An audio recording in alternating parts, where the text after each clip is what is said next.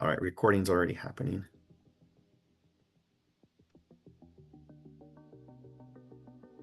Okay, I'm gonna let people in, but I'm gonna put it on this slide.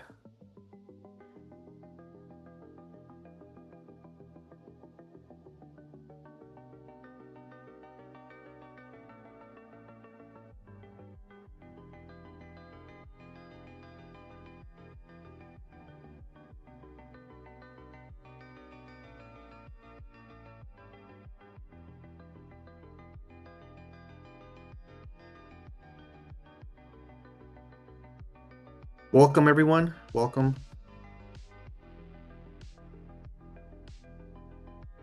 This presentation does have live Spanish interpretation. So if you want to hear the audio in English on your Zoom toolbar, please click the globe interpretation. On the phone or tablet, you can select more with the three dots, then interpretation. So select English to get a clear audio feed of tonight.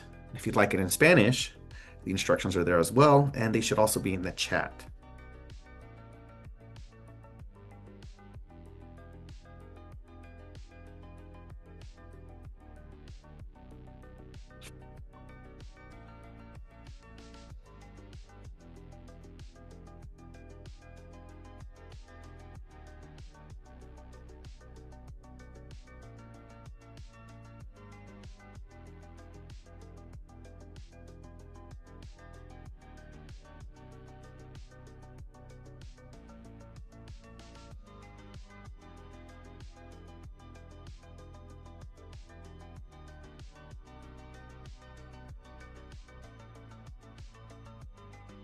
All right, it is 4 o'clock.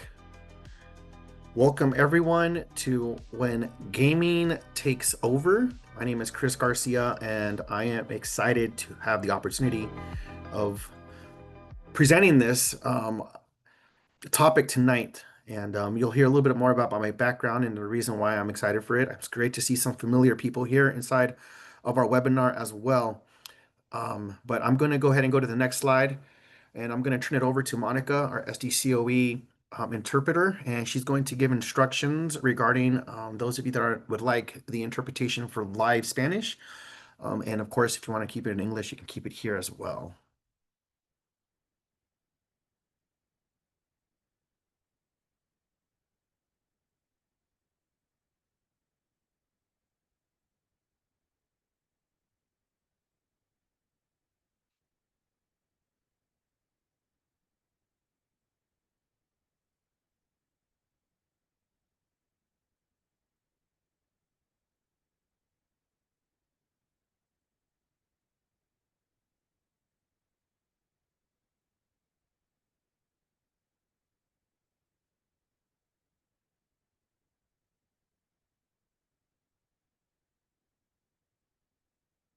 All right. Thank you, Monica.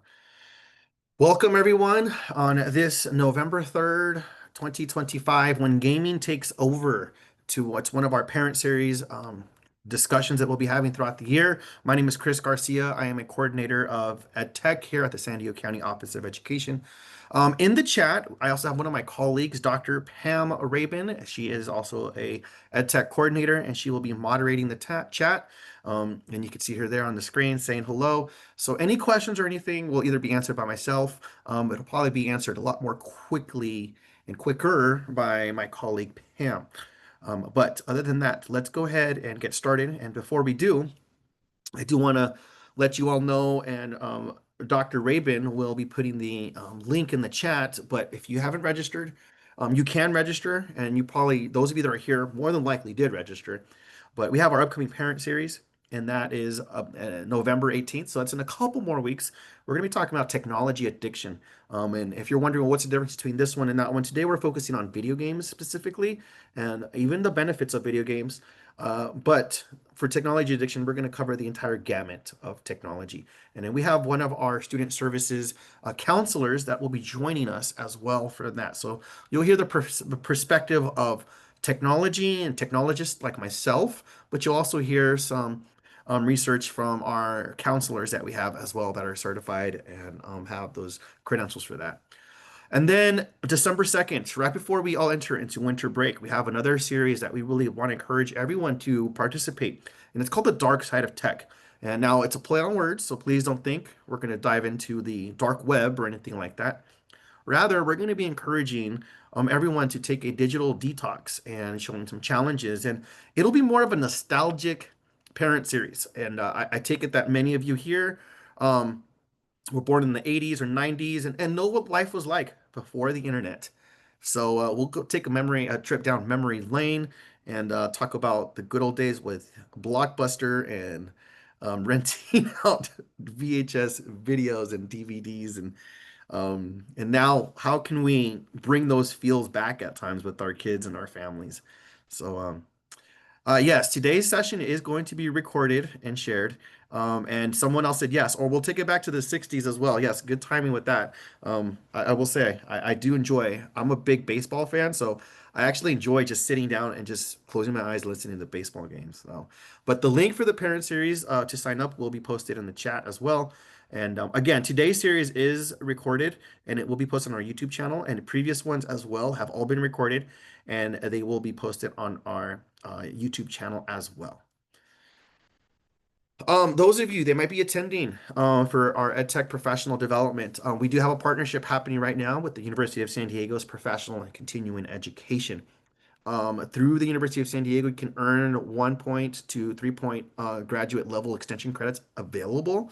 And it is awarded for attending live SDCOE EdTech sessions.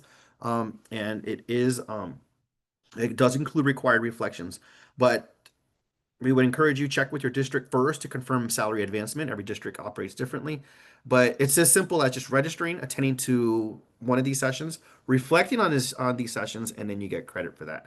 Again, our calendar of events is located here as well. But if that's something that interests you, especially those that we have those instructors and teachers and academic professionals that are attending, please know that that is an option that you do have. All right. So I see many of you already active in the chat, and I really appreciate that. Just getting some of your feedback and whatnot. And I'm going to invite you all to continue to be active in the chat because this question I have is very simple, and I want you to answer it. And that is, what is one game your child or you enjoy and why?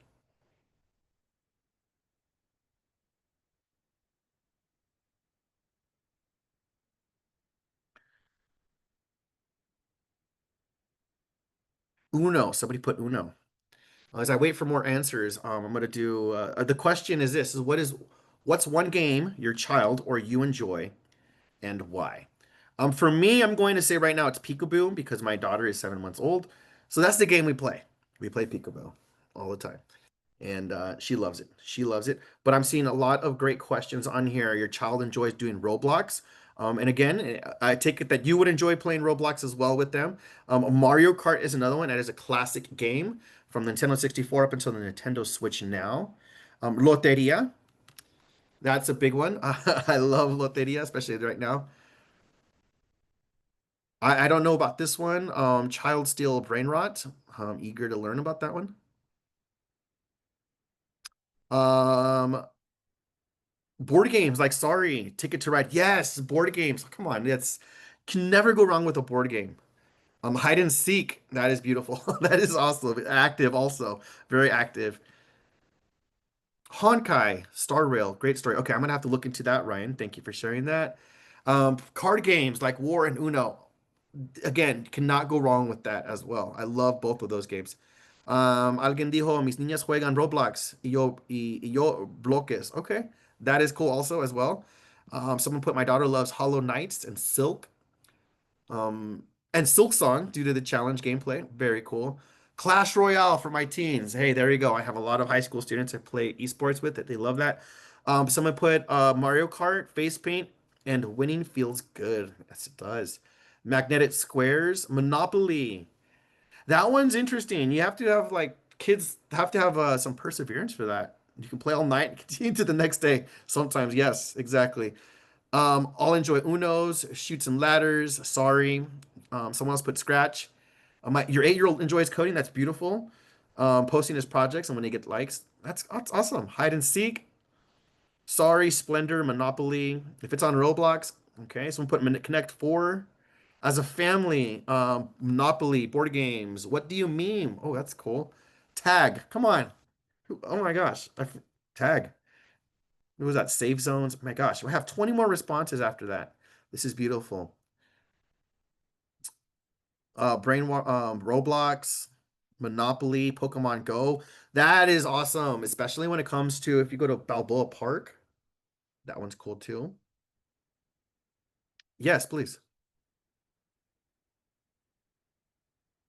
Yeah, it is open, but I'm reading them out loud only because yeah, so it's not open to like everyone to put in the chat. Yeah, but just one everyone your chats are being appeared right now, and that's why I'm pretty much going through all of them.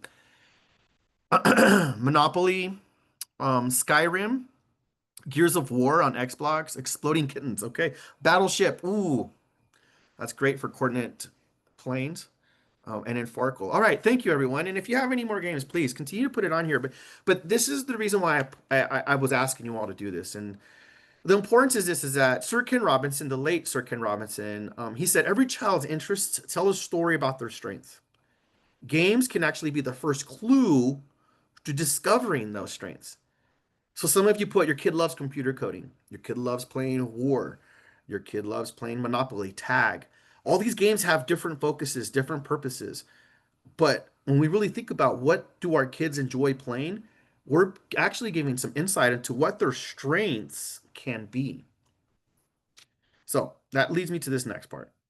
And that is this, is that as we continue on, we're going to be focusing on two different books that I've had the opportunity of diving down the rabbit hole and doing some research on. But we are going to understanding key behavior. And the first thing is to understanding, first off, is we are going to talk a little about what's known as internet gaming disorder or IGD. It's impaired control over gaming. And then we're going to talk about why kids game. This is taken from the book How to Raise a Healthy Gamer by Dr. Alok Kanogia. And he focuses a lot on the ideas of connection, competence, and control. Then later on, we're going to talk about warmth or parent influence when it goes to the warmth and open communication and how that's important when it comes to communicating with your child about games.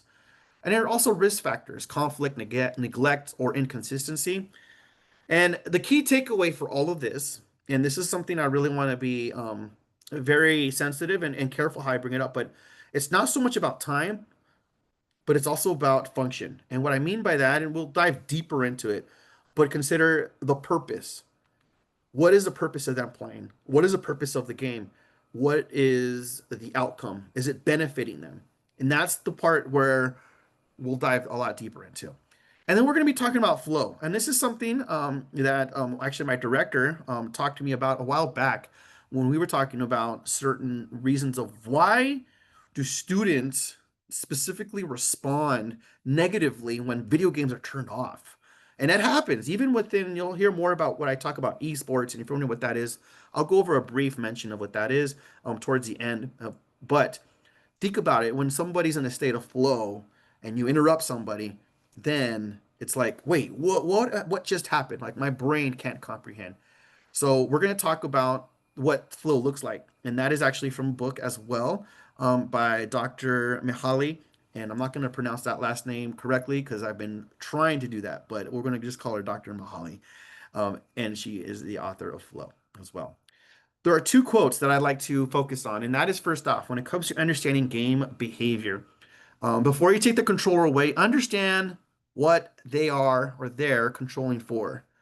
Once again, Dr. Alok Kanogia said, before you take the controller away, understand what they're controlling for. What is this? What are our kids controlling for when they're playing these games? And my correct correction. Dr. Mihaly is a man. Sorry, there was another book I'm thinking of. You'll see later on in the resources. We'll have several books for you.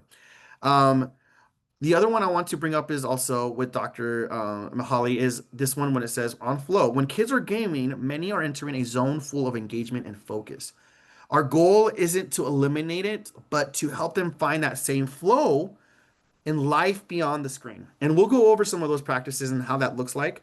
And you'll see some evidence of how that looks like even within the schools. And hopefully some of you all can bring that up when it comes to working with our kids. All right, so before we dive deeper into this, we're only going to watch about 3/4 of this video and the insights, but we're going to look at some insights from the experts. And this video is entitled, This is Your Child's Brain on Video Games. Excuse me. It is from the Wall Street Journal. And you're going to see some important aspects when video games impact our kids and how they impact our brains.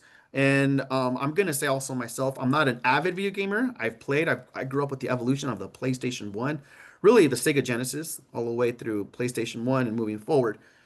But as games continue to develop, I want you to know that they do have an impact. So let's check this out and then we'll continue on. Perhaps you've seen videos like this appear in your social media feeds lately. The concept is pretty simple. Parents prank their kids by unplugging the child's video game console in the middle of gameplay, and the reactions are viral gold. I'm getting away! Stop! Stop! No one likes to be forced to stop having fun, but something different is happening here. If you were to take away a child's books or Legos, you're not likely to get a reaction like this. So what's going on here? Why are these meltdowns so dramatic? I've treated a number of children over years who struggle with problematic video game behaviors. I think one of the most important things to keep in mind is that the child will be able to tell you, I'm trying to not do this, but I can't stop. And I can't get myself to stop. I don't want to behave this way, but I'm struggling. Why did you do that? That was my game to get into the Overwatch League. You literally just ruined it. According to Dr. Milham, these reactions aren't necessarily because of an addiction to gaming. Instead, what we witness in these videos are children who are victims of their own biology. Being able to tolerate the feeling of frustration or that moment of sadness when you decide, I'm not going to continue doing this, that is crucial. One of the reasons the children in these videos find it so hard to control themselves is because they don't yet have a fully developed prefrontal cortex. The prefrontal cortex is a key component in the brain that's involved in helping us to control impulses and urges. When you have something like the video game being turned off suddenly, the child is faced with having to feel those negative emotions. Another factor is dopamine, which is often referred to as the brain's pleasure chemical, because it's associated with feelings of euphoria, motivation, and concentration. Dopamine is a key component of regulating reward mechanisms in the brain. The stimulation we receive from playing a video game impacts the same pathways that are present when one is becoming intoxicated with a substance. So it's no surprise that many of the behaviors and reactions that we see for a child who's struggling with having this sudden stop brought about in their video game playing has analogs to someone who is being asked to stop usage of a substance. Let's say a child is about to eat a piece of candy. The anticipation of eating that candy gives the child a spike of dopamine. Then their parent yanks that candy away from them. That action will cause a drop in dopamine, which will upset the child. Video game designers have gotten remarkably adept at keeping gamers entranced with a steady source of intermittent rewards. More rewards means a constant stream of dopamine released into the brain throughout gameplay. So when a parent pulls the plug on a child's video game, there's an even more powerful effect. Video games are inherently designed to be stimulating and exciting and to draw us in, and that to some degree is a healthy phenomenon. It's just that for some it's more difficult to control than for others. Is the video game somehow impairing their ability to function in the home, at school, or with other children? If we're not seeing any problematic behaviors and it's just concern about the frequency, then I think we can work on just trying to bring the frequency down. For many households across the country. Okay, so the link for that video will be posted in our resources later on, and you'll see that we'll give access to that at the end of this when we go over everything. But let's dive a little bit into what Dr. Alok Kanogia said when it comes to the psychology of gaming addiction in his book, How to Raise a Healthy Gamer. So one of the things that he was bringing up was that gaming addiction is not about laziness or defiance. It's really a coping mechanism that a lot of our students work with and a lot of our kids like engage with.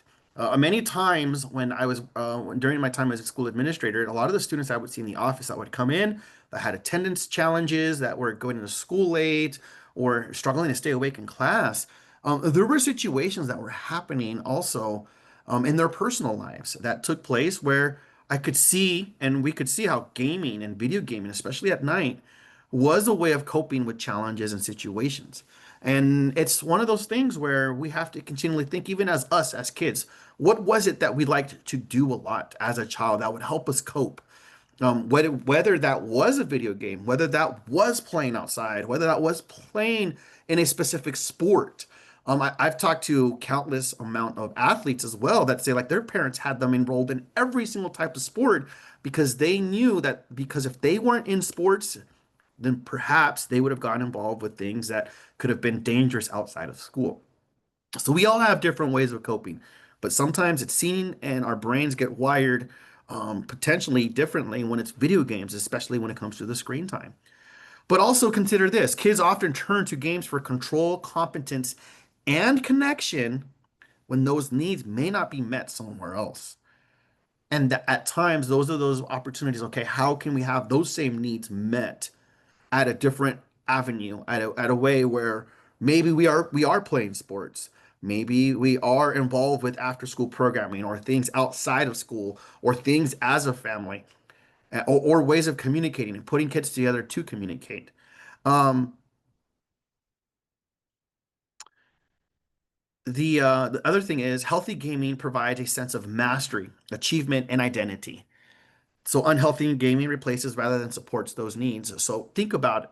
Those of you that put on here, you play Mario Kart, and if you play it as a family, there's a sense of completion. There's a sense of I won. And depending on your parenting style, it could be very, very different in that sometimes you might be the parent where it's like, I'm going to let my child lose, or I'm going to actually beat them every single time.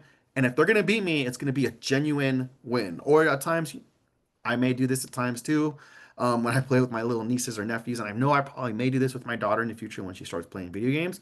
I might let them win just for that sense of accomplishment to feel that way. But still, that sense of accomplishment, the way it comes about, there's just something where like I can do this. I finally accomplished something.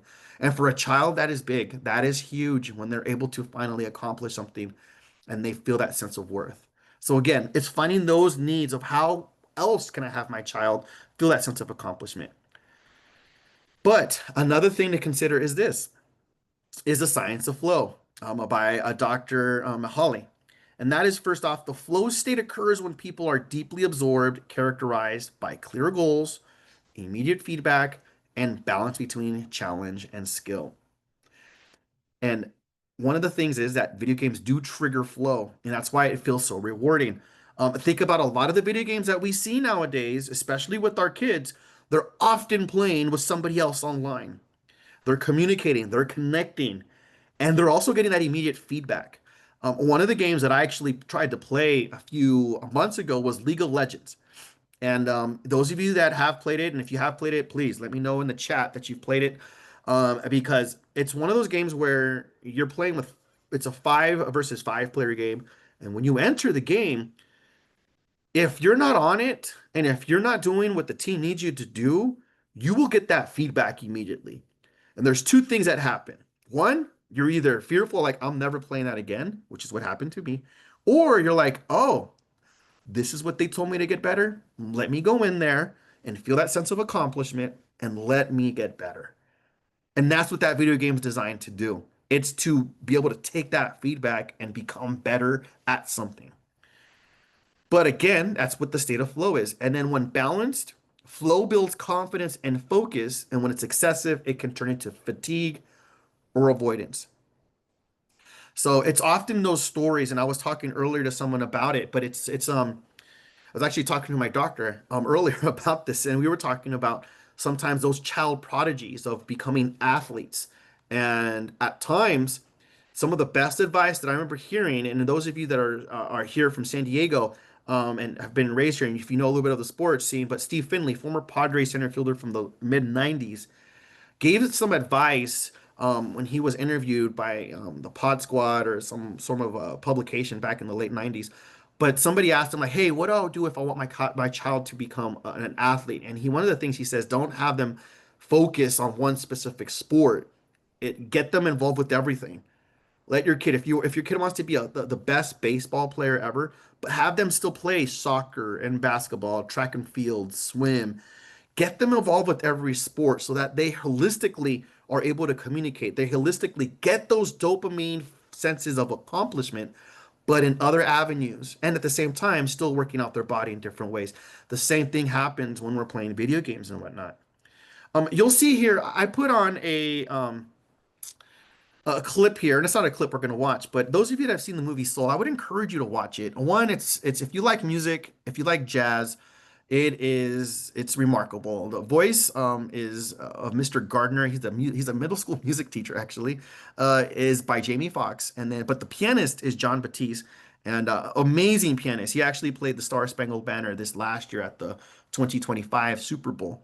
And but the beauty about this is there's parts of the movie where Mr. Gardner is playing the piano, and there's times where he's just entering into this like utopian phase era where he's like, wow, like he's just in another element in the zone. And I don't know how many of you that are here with us in our webinar today that are musicians or whatnot, but if you're a musician, you understand what I'm talking about. You've played something and you're in that state of flow, and you're like you can lose hours or whatnot, or maybe even at work, or maybe something you're passionate about. Maybe it's cooking, maybe it's sewing, maybe it's painting. And when you do something that you enjoy and you're in that state of flow, and an interruption happens, it's like, whoa, what just happened? Um, and so I would encourage you, check this movie out. If you haven't seen it, it's very encouraging. And it came out during the winter of 2020, and it was released on Disney Plus. And I'm pretty sure you could watch it anywhere. You could probably still get the DVD if you still use those. But I would encourage you, you watch it, and it really exemplifies what this idea of flow is. So yes. So let's kind of talk about the warning signs of what this can look like when it comes to how do I know if my child is addicted to video games? What are the warning signs for that? Just to answer a few questions in the chat before I dive into this next segment. First off, this Zoom section, this Zoom webinar currently is being recorded. We'll post it on YouTube within the next week and a half. And then someone else asked what the movie was called, and it's actually a couple people. Let me go back to that. The movie's called Soul. I apologize. I got so encapsulated with the storyline, and I forgot to tell you the name of the movie. But it's called Soul, and it's by Disney. It's a Pixar movie. And I've been a Pixar fan since 1995 when Toy Story first came out. So yeah, it's a great movie. It's a very feel-good movie, especially during the holiday season.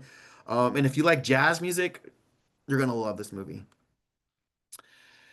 Okay, so let's talk a little bit about warning signs. How do I know if my child is dealing with just being addicted to video games, or when gaming's taking over or whatnot? Well, first off, some of the obvious warning signs, first off, is sleep loss. If they are up at night. I put this photo right here because that's kind of like we talk about the blue light, especially at night, hitting our faces, and that is the biggest impact right there. It's like, are they losing sleep? Thank you, Dr. Raven. She put the Common Sense Media review for Soul. Please click on that, check that out. And yeah, let me know what you all think. It's a great movie. Again, it's a feel good and it's inspiring. But another warning sign could be declining grades. Look at the grades. What's going on with, hey, they missed assignments, the exams, especially if your child is typically getting good grades, and all of a sudden you start seeing some changes. Irritability is another one. I mean, we know we're dealing with teenagers. I've worked with them countless times as a teacher, as an administrator, and mood swings can happen. But if it's something that's not something that's out of the norm, we're like, wait a second, I'm not used to you responding that way. Another thing is social withdrawal. That's kind of big as well, as if they don't want to talk to anyone, or if they don't want to go do certain things or go out with friends, or even if it's like even social media withdrawal, like, hey, what's going on here? Um, Even though that sometimes could be a good thing, but just keep warning signs out depending on how their communication is coming across. So that's some of the things to look at. And there's some other things that we need to look at as well. And also those of you that want some of the clinical resources and whatnot, Down here, I have that. If you would like specific articles or whatnot that I use for this session, please feel free to send me an email and I'll put that later on in the chat. But other warning signs that could also be is emotional dependency. So games as an escape from stress. That is, if you think about it, that is that section of like, hey, I need to play this video game. I don't stop me. Or they had, you could tell there's something happening with those warning signs we just saw, but they go straight to the video game. So they're irritable, but they want to play video games. They know that they've lost sleep, but they want to still play video games. And it's like, wait, like you know you're not acting like yourself, but then you're still going to the video games. And that's like, okay, these are warning signs where we have to probably have a conversation. We need to have a discussion. We need to find remedies. We want you to become whole again. So that is something to consider. Another one would be this, and this one's where I'm going to keep myself in check. And when I bring these up, I'm going to be talking to myself. So please, anyone out here, I'm not over here trying to convict anyone of anything. I'm going to convict myself as a father, as a parent, and as someone that's trying to work on this. But my own use of tech, it's technically called phubbing, but it worsens disconnection. So, and then if you're like, well, what are the positive? We'll talk about the positive signs and other ways of doing this in a moment. Some of you actually gave me some great examples with our icebreaker. But what if I'm using my phone? What if I am disconnected? If I am at this point right now, I'm thinking of myself with my daughter. And what I try to do personally is I try not to have my phone around me.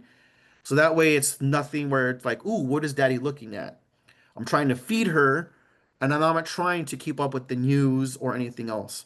I'm trying to be present at the moment and trying to be like, okay, how am I modeling healthy ways of playing video games, of being on my electronics when it comes to using that. And again, we'll talk more about that even on our next parent session. But again, and if I'm talking to any of the parents here that were raised with video games like myself, how are we? How am I modeling playing a video game, especially if I'm online and if somebody cuts me off, if somebody cusses me out? I've played Rocket League before, and I've played during the day hours to get ready for some of our SDCOE Rocket League tournaments, just to set things up.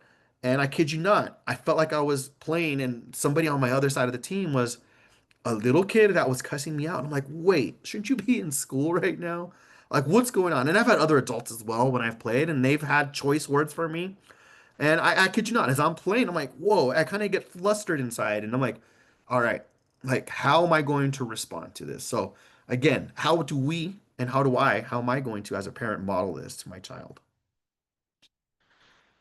Another thing to be is just to be aware with your school, and hear from your child's teacher, your school administrators, your counselor, and then that is maybe how gaming issues manifest in school, including issues with attendance, focus. This is a big one, peer conflict. One of the things I wanted to bring up with, well, first off, let's go ahead and like attendance would be something, of course, that as parents we should be aware of. But focus, that could be something where if our child is falling asleep in class, what is the issue with that? What boundaries do we need to create? And we'll talk solutions in a moment. But the other one is big is peer conflict. And this is huge because as an administrator, um, having to have a lot of the challenges that we dealt with and that I dealt with at my school site was situations that were started on like online gaming platforms where the students would chat with each other. A big one is Discord, but there's other ones, and many of you that maybe have middle school or high school students know that there's other platforms where students can talk to each other as well. There's Twitch.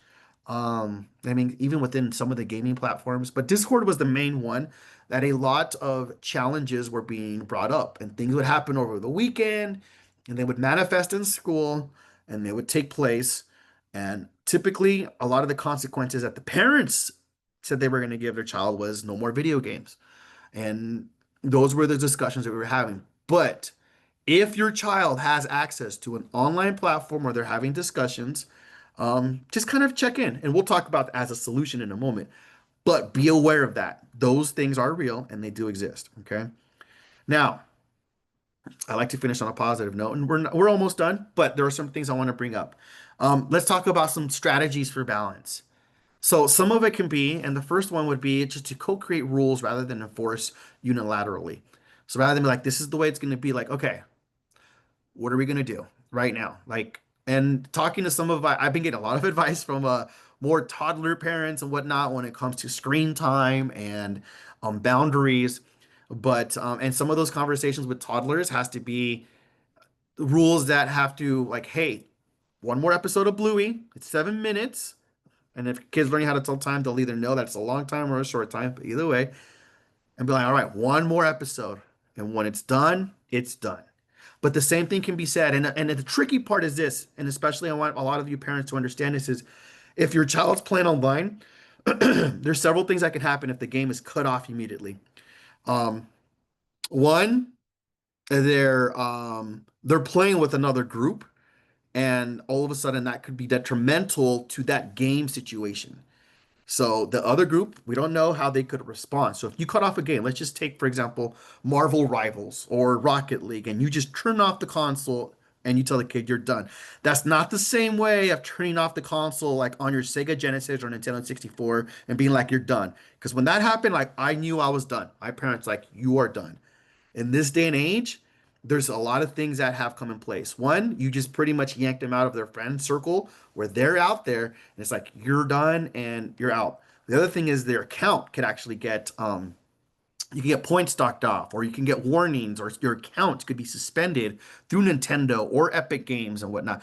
So that's why a lot of our students are a little bit more emotionally invested when it comes to that.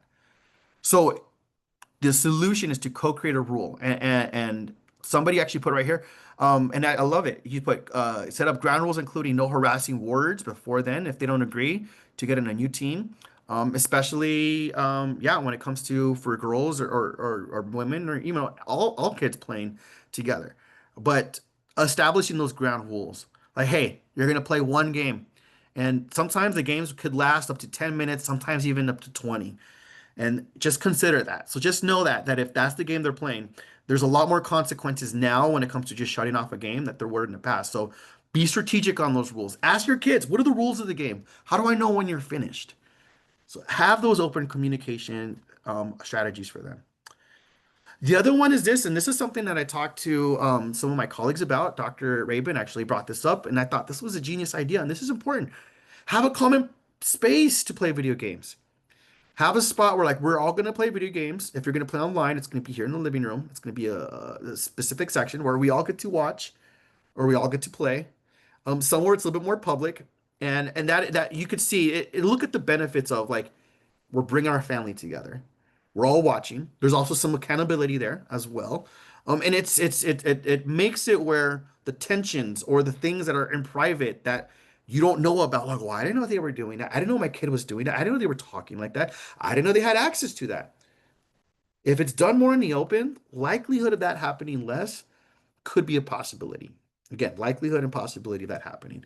So a common place to have everybody play with it.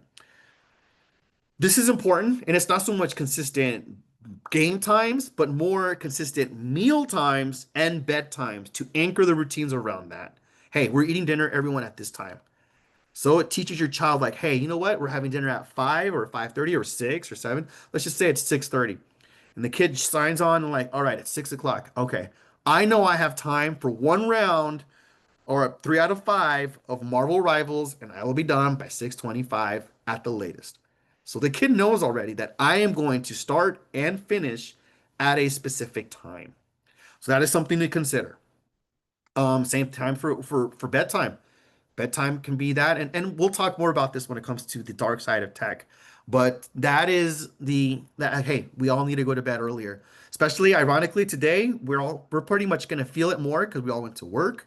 But with the time change, it'll be dark and the sun's about to set literally in 10 minutes. So it's one of those things where you're going to want to set those boundaries. I'm like, all right, we're going to bed at this time. So if the bedtime is at 9 o'clock for everyone, we're all out, and you're going to be at 8:30, like, hey, and consider, we'll talk more on the dark side of tech about blue light and kind of how the impacts of that happens.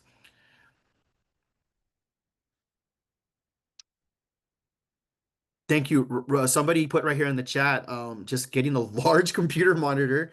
And while the kid might be like, hey, you know what? I got a big computer monitor. Wow, look at this. The reality is everybody can see what's happening, especially if you put that big computer monitor in the living room. Great. Thank you for sharing that. I'm not going to say your name. You know who you are, but I really appreciate you sharing that. That's a good idea. Another one is this is that model digital balance. And hey, as parents, we need to take device breaks too. Let's model that balance. And those of you that are parents, and those of you that have grown up with the internet, we know what life was like before the internet. We know what life was like before not having it. And we came out fine. Our emotional intelligence, our social interactions, they came out fine. And studies have proven and have shown that when we don't have screens in front of us, when we take our breaks, there's a level of detox that comes where we feel better. We think clearer. We don't have tight headaches anymore. I'm speaking for myself. And it makes a big difference when we're not on screen anymore. It makes a big difference. Another one that I wanted to bring up, and I use the same photo because it's still with the intention and the intentionality of game detox weekends. Set up a time, hey, specifically for 12 hours from 6 a.m. on Saturday to 6 p.m. We're not using phones. And if you set that up ahead of time, see what can happen. Go outside for a walk. Go as a family, walk for a mile or two, or go do something. Hey, back in the days, like it's play until the streetlights turn on. And I mean, now I know the time is different, but what can we do outside? I mean, and really think about it. We all that are here for the most part, we live in San Diego, California, where for the most part, we have something that we can do at all times at any given point in the day. When it comes to the sunset by the ocean, when it comes to the desert, to the mountains, with the holiday season coming up, so many free things and resources out there for families to engage with and to enjoy and to be present at the moment. So I would encourage you all, game detox weekends, or where it's like there's two ways of going about it. Where you don't play video games during the work week because you're focused, and on the weekends, hey, let's go at it. Let's play video games. Or it's the other way around. If you're playing during the work week, on the weekends, we're not doing anything at all. We're just going to take a break. But give yourself that moment of having a mental break. The other one that I want to bring up is this, and I really like this photo right here because this one is remarkable. But power hours, I'm scheduled for family gaming together. Like, hey, we're all going to play this time together. So that way you have an opportunity to work and model to your kids, learn about your kids. Having your kids and having our kids, I cannot wait till my daughter starts teaching me certain games that she's playing. Who knows what it's going to be like in the next 10 years? But imagine those of you that said, my kid loves playing Roblox, have them show you what Roblox is. Have them explain to you what they're doing, who they're playing, what some of their favorite games are. And as a parent, you'll be able to see if like they're hiding things too. So just, but yeah, consider that. And I appreciate that Dr. Rabin did bring this up, and when we were planning for this session, there's also a lot of research that suggests that even having computers and phones in bedrooms is associated with an increase in social anxieties and losses of sleeps. So so consider that. And Dr. Rabin's actually helped me when it comes to the Minecraft world. And I keep saying, but I said, Dr. Rabin, how did you learn about Minecraft? She's like, my kids, they taught me how to play. So thank you, Dr. Rabin, for throwing that in there. And the last thing I want to bring in, and this is the part where I was talking about, do an emotional check-in before and after gaming sessions. Somebody brought this up earlier in the chat, and I really love the fact that you brought it up, but it's more like, hey, when we're going to be playing a game, you're not going to use harassing words before then. Have that explicit conversation with your child. If you're going to play this, I don't want to hear any swearing or any yelling. That keeps the kid in check. And I'm going to date myself, probably. I mean, for those of you like, you're not dating yourself. For some of you, you are dating yourself. Hey, you tell your kid, you better check yourself before you wreck yourself. All right? But it's true. We all got to check ourselves before situations like that happen. But do that. Even if it's an after game, hey, how did that feel? How did that go? Now, how can schools help? And we're almost finished here. I'm recognizing the time here. But these are the last two parts right here that I want to bring up. And this is first off, how can school help? And I saw some familiar names in here, and I really appreciate your support. But one of the things that we do here at the county office is that we train a lot of our schools, and we have about half of our districts within our county that are involved with an esports program. And esports essentially is competitive video gaming. It's purposeful video gaming. Right now, actually, it is adopted by CIF. I know the CIF football playoffs schedule just came out this year. So yes, Esports is considered this. And if you're wondering like, wait, what kind of games are in this? Well, it's actually games like Super Smash Brothers. Um, it includes Rocket League. It also includes Mario Kart, Minecraft, NBA 2K. Somebody brought that up earlier. FIFA, and I know I'm missing some other ones. Oh yeah, League of Legends was in it for a minute. Marvel Rivals was brought into it. But a lot of the purpose of this is to have games where students play together, play as a team, learn to communicate, learn to create, learn to navigate a lot of the same things that they would learn in a regular sport, but to do this. I'm going to highlight a Monarch School because I have the honor and the privilege of being their esports coach. And some of the things that I've brought up to our team, and you'll see this in the interview here with one of our students, one of our players. Her name is Jessica. And we had the opportunity of presenting at Monarch to talk about the impact of our esports team.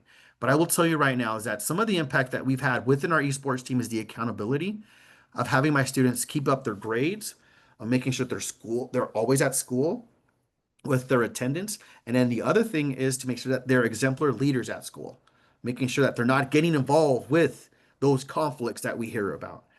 And I've heard of many schools that have implemented this as before and after school programs and even electives, that there's been an increase of GPA, attendance, and even when it comes to behavioral suspensions or challenges of referrals, some of our schools across our county that have implemented these types of programs have seen a decrease in student behavior challenges because there's a structured format where all those dopamine effects that we were talking about earlier are still being fulfilled, but very purposeful. So let's check out this video. This one, I can say I did put the captions on Spanish, so hopefully those of you that are watching in Spanish can see that, okay? Gaming is helping some San Diego students overcome adversity. Yeah, and now they are getting the rare chance to share that journey on one of Comic-Con's stages. Our Jennifer Franco has the story. My favorite games I like to play personally while I'm competing is like Super Smash Bros. For Jessica Gonzalez, her love of gaming isn't just a hobby. She's part of the esports team at Monarch School in Barrio Logan. Competing against other schools means practicing once a week at the Linda Vista Innovation Center. Coaching gives Christopher Garcia a window into the struggles some students carry with them every day. Whether it be attendance, grades, finding a community, finding friendships. Monarch School supports families who've experienced homelessness, a problem in San Diego County. The State Department of Education reports the last school year saw the number of homeless students reach nearly 20,000.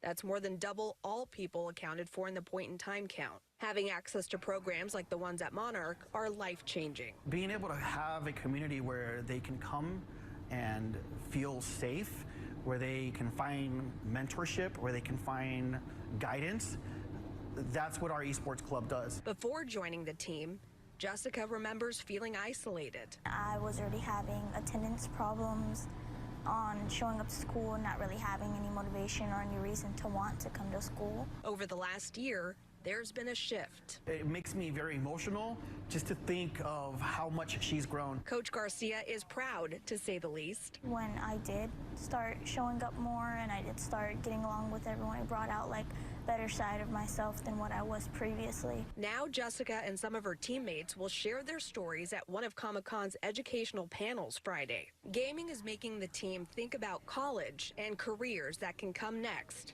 along with other valuable life lessons. Whether it's win or lose, we always celebrate as a team and always encourage each other to do better and that we did our best and that's okay.